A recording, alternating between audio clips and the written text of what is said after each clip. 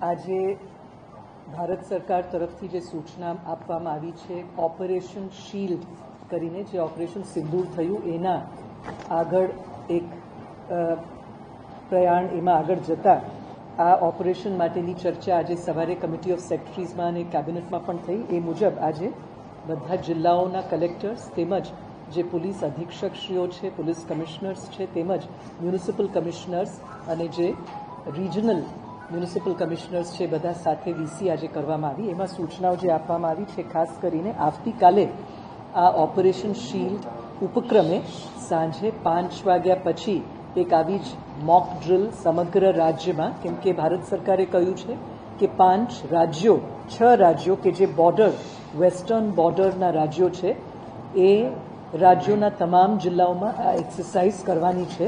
તો એ રીતે આપણા ત્યાં પણ બધા જિલ્લાઓમાં આ સૂચના આપવામાં આવી છે.